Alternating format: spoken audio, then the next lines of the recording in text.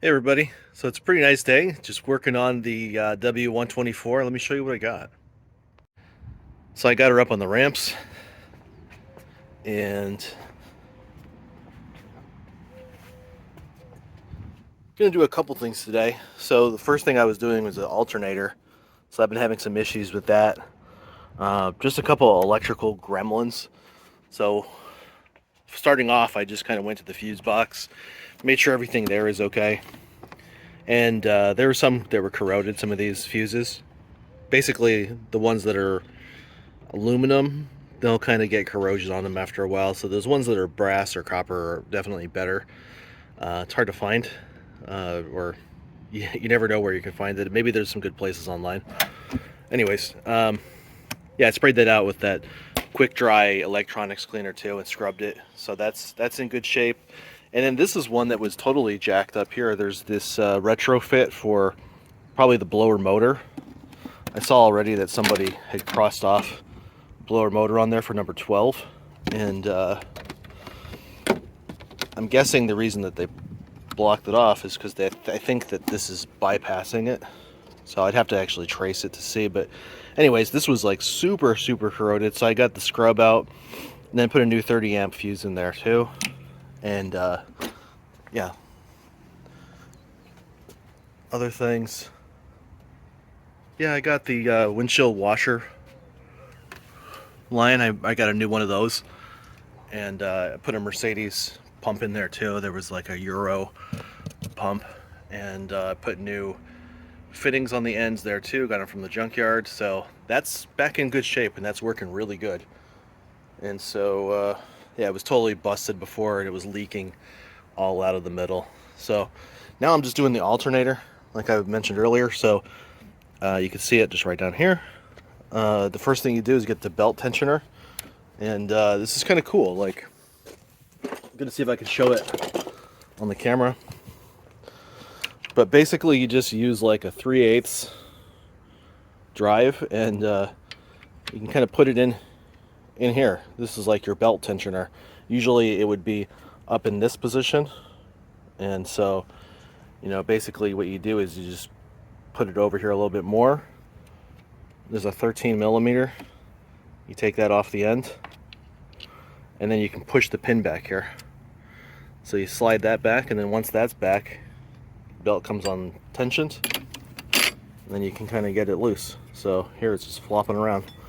That's probably the easiest belt tensioner I've ever worked with, so that's good. Yeah, I got the belt off of there, and then there's just two 15 millimeters.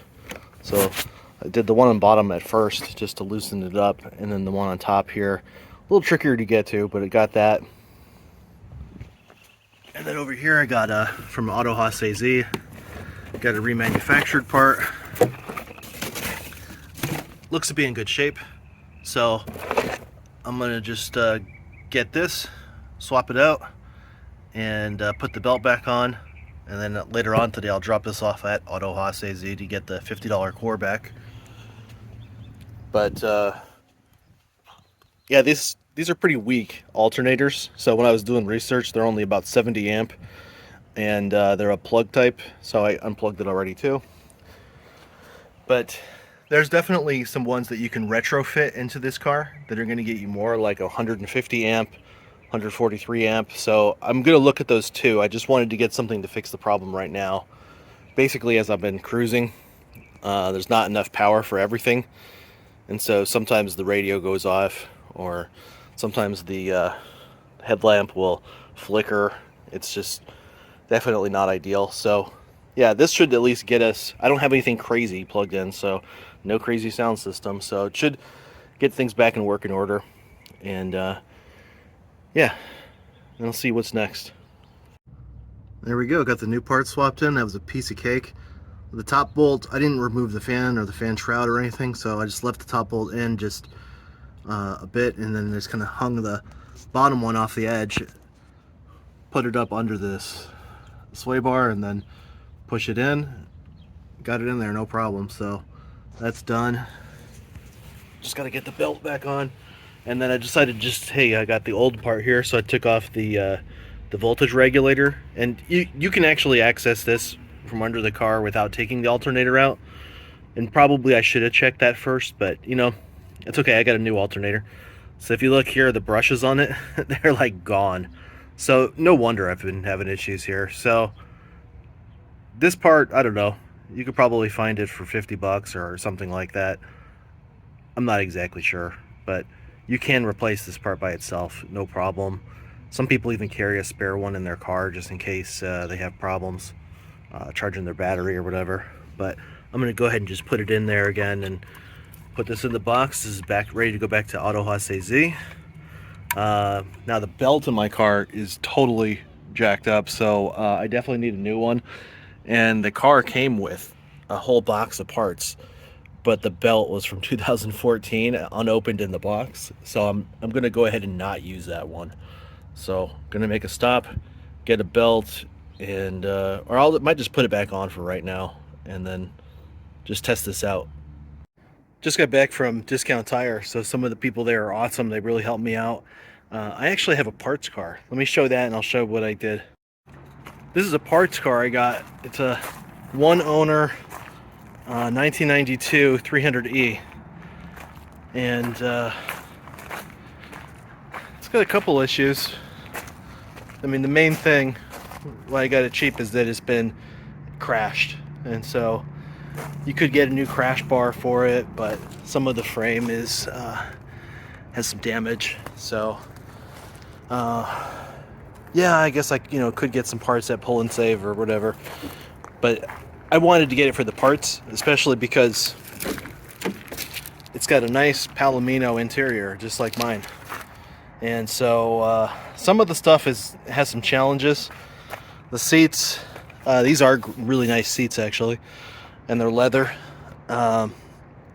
It's not exactly a bolt-on. I think I have to take the actual material off the frame and swap it, because this is a 92 and I have an 87. Found out the same thing with the back, and the back ones I actually cleaned them up really nice. So they're like mint. But I tried swapping them. Seatbelts are different. So the older 87 has a thing with the seatbelts coming up, and they tuck into the right next to this armrest. And so there might be a way to make it work. Where it bolts on is definitely different for the seatbelt buckle, and I could drill it, but I know this area is going to be really well reinforced and everything. I don't want to mess with the car like that. So for right now, what I did is I swapped some of the door panels. There's my old door panel on there. Just got to put that one back together too. But a lot of good parts.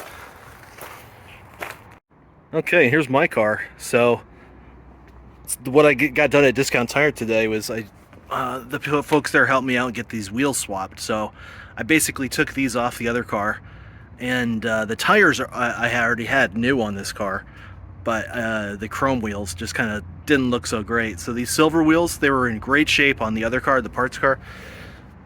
Took them off, so now the old wheels and the old tires like they are on the other car, and then I got my new tires and then the parts car wheels, so they look great.